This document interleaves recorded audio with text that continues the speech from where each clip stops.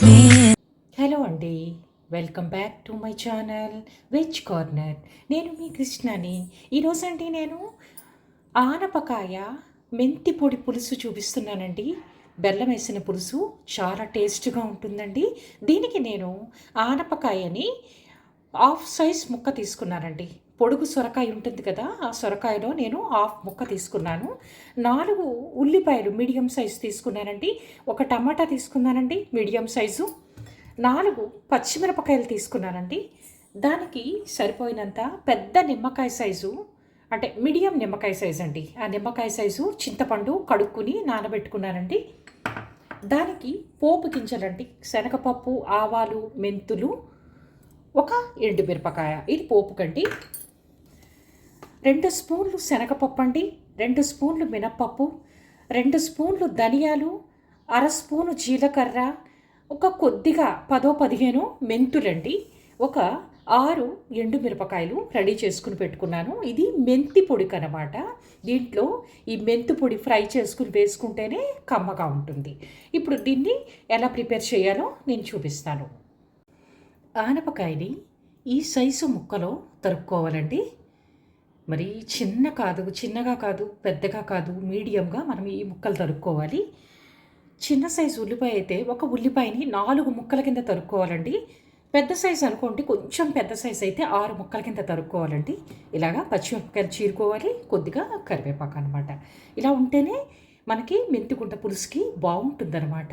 అది వేపినప్పుడు ఈ రెక్కలన్నీ కొంచెం ఇలాగా మొత్తం అన్నీ విచ్చుకుని చాలా బాగుంటాయి అన్నమాట. ఉల్లిపాయ రేకుల కింద విడివిడిలాడుతూ చాలా బాగా వస్తుంది. ఇప్పుడు దీన్ని మనం ప్రిపేర్ చేద్దాం. టమాటాలని మాత్రం చిన్న ముక్కల కింద తరుక్కోవాలండి. ముందుగా 2 స్పూన్స్ ఆయిల్ వేసుకుని మనం పొడికి ప్రిపేర్ చేసుకుందామండి. మెంతి పొడి ప్రిపేర్ చేసుకోవాలి కదా, 2 స్పూన్స్ ఆయిల్ చాలండి. దాంట్లో శనగపప్పు, మినప్పప్పు,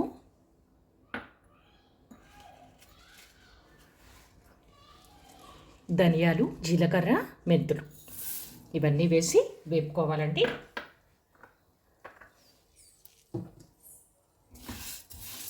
ఇవన్నీ వేసి గోల్డెన్ బ్రౌన్లో దోరగా వేపుకోవాలన్నమాట. ఇది ఇంకా ఫ్యూ మినిట్స్లో ఇది వేగిపోతుంది అనుకున్న టైంలో మనం ఎండుమిరపకాయల్ని యాడ్ చేసుకోవాలి. అప్పుడు మాడిపోకుండా ఉంటాయన్నమాట మిరపకాయలు. వేగిపోతున్నాయండి, ఎండుమిరపకాయలు వేసాను. ఇలా గోల్డెన్ బ్రౌన్లోకి వచ్చాక మనం ఎండుమిరపకాయలు వేసుకున్నాం అనుకోండి, మిరపకాయ కూడా దోరగా వేగి చక్కగా రెడ్ కలర్లో అలాగే ఉంటుందన్నమాట. దీన్ని ఇప్పుడు ఏం చేయాలంటే గ్రైండర్ గిన్నెలోకి ట్రాన్స్ఫర్ చేసుకోవాలి చల్లారిన తర్వాత. అంతేనండి. మరి ఫైన్ పౌడర్ కింద కాకుండా కొంచెం గెరుకుగా ఆడాలి, మరీ బరకగా కాదు, కొద్దిగా గెరుకుగా ఆడుకోవాలన్నమాట. వేగిపోయిందండి, దీన్ని గ్రైండర్ గిన్నెలోకి ట్రాన్స్ఫర్ చేసేసుకుందాం. చల్లారిన తర్వాత పౌడర్ చేయాలి. అదే మూకుళ్ళు మళ్ళీ ఆయిల్ ఏం అక్కర్లేదండి. ఈ ఆనపకాయ, ఉల్లిపాయ, పచ్చిమిరపకాయలు, కరివేపాకు ఇవన్నీ వేసేసి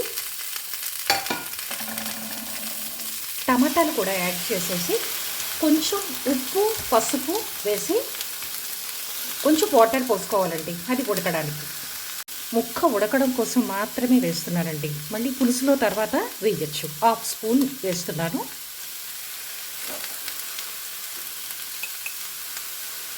ఒక 1/4 టీ స్పూను పసుపు వేస్తున్నానండి. తగినంతగా వాటర్ పోసుకోవాలి. ముక్క ఉడకడానికి 1 గ్లాసు నీళ్ళు పోసుకుంటే సరిపోతుందండి.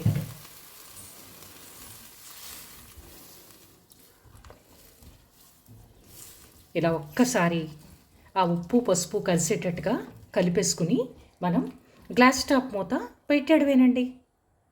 ఇలాగా గ్లాస్ టాప్ మూత పెట్టేసి ఒక 15 మినిట్స్ టైం పడుతుందండి. అది కొంచెం కుక్ అవ్వడానికి. అది బాయిల్ అయిన తర్వాత మనం నెక్స్ట్ ప్రిపేర్ చేద్దాం ఏం చేయాలో.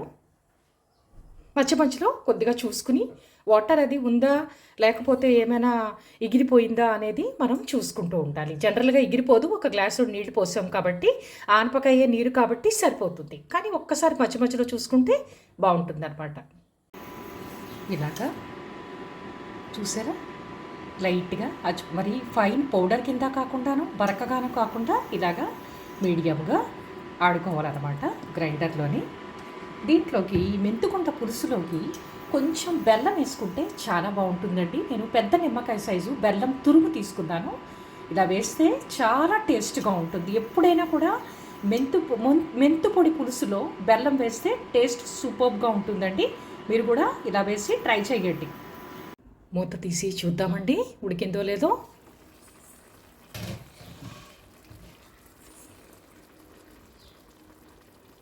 ఇలా ఒక చాక్తో కానీ ఫోర్క్తో కానీ గుచ్చుకొని చూసుకోండి, ఉడికిపోయిందండి.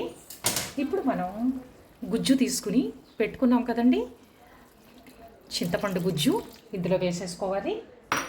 దీంట్లోకి మనం ముందుగానే గ్రైండర్లో ఆడుకొని పెట్టుకున్నాం కదండి, ఆ పౌడర్ని దీంట్లోకి వేసేసుకోవాలి. బెల్లం తురుము రెడీగా పెట్టుకున్నాను కదండి, ఆ తురుముని ఇందులోకి వేసేసుకోవాలండి. ఇందాకలా నేను కూర ముక్కలు ఉడికేటప్పుడు 1/2 స్పూనే ఉప్పు వేసాను కదండి, ఇప్పుడు ఒక 1/2 స్పూను వేస్తున్నానండి, సరిపోతుంది పెర్ఫెక్ట్గా. దీన్ని మనం ఇప్పుడు కలుపుకోవాలి. బాగా అంతా చక్కగా ఈవెన్గా కలిసేటట్టు మొత్తం కలిపేసుకోవాలన్నమాట. వాటర్ అది ఏం పొయ్యక్కర్లేదండి, పర్ఫెక్ట్గా సరిపోతుంది. దీన్ని కొంచెం ఆ ఉప్పు ఆ తీపి పులుసుకు పట్టేటట్టు ఉడకాలన్నమాట. ఇది చాలా బాగుంటుందండి. దీని కాంబినేషన్గా మనం కందిపప్పు పచ్చడి కానీ పెసరపప్పు పచ్చడి కానీ లేదా కందిపప్పు ముద్దపప్పు కానీ పెసరకట్టు కానీ చేసుకుంటేనండి సైడ్ డిష్ కింద సూపర్బ్ టేస్ట్ ఉంటుందండి. చాలా బాగుంటుంది కాంబినేషను. మీరు కూడా అలా ట్రై చేయండి. దీన్ని మళ్ళీ మూత పెట్టేసి దీన్ని ఒక 10 మినిట్స్ దాన్ని ఉడకనిద్దాం. ఇప్పుడు మనం దీనికి పోపు రెడీ చేసేసుకుందామండి. ప్యాన్ తీసుకున్నానండి, దాంట్లోకి 2 స్పూన్స్ ఆయిల్ వేసుకున్నాను.